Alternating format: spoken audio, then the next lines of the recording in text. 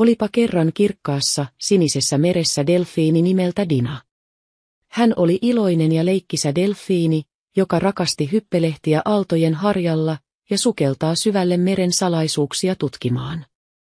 Eräänä aurinkoisena päivänä, kun Dina oli leikkimässä läheisellä riutalla, hän kuuli pienen äänen. Se tuli läheisestä koralliluolasta. Dina ui lähemmäksi ja näki pienen merihevosen, joka oli juuttunut merilevän keskelle. Hei, tarvitsisitko apua?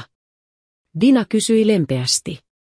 Olen juuttunut tähän enkä pääse irti, merihevonen sanoi surullisena.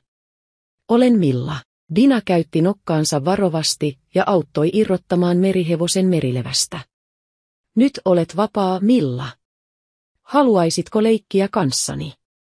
Dina kysyi. Milla hymyili iloisesti. Kiitos, Dina. Leikitään yhdessä. Ja niin Dina ja Milla viettivät koko päivän leikkien.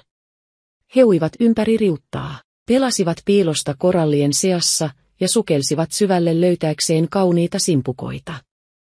Dina ja Milla nauttivat toistensa seurasta ja huomasivat, kuinka hauskaa on löytää uusi ystävä. Illan tullen, kun aurinko alkoi laskea ja meri värjäytyi kultaiseksi, Dina saattoi Millan kotiin koralliluolaan. Kiitos ihanasta päivästä, Dina. Olet paras ystävä, jonka olen koskaan saanut, Milla sanoi onnellisena. Kiitos itsellesi, Milla. Oli mahtavaa leikkiä kanssasi, Dina vastasi.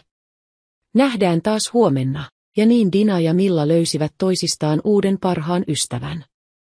He tiesivät, että heillä olisi vielä monta yhteistä seikkailua edessä, ja he odottivat innolla tulevia päiviä yhdessä.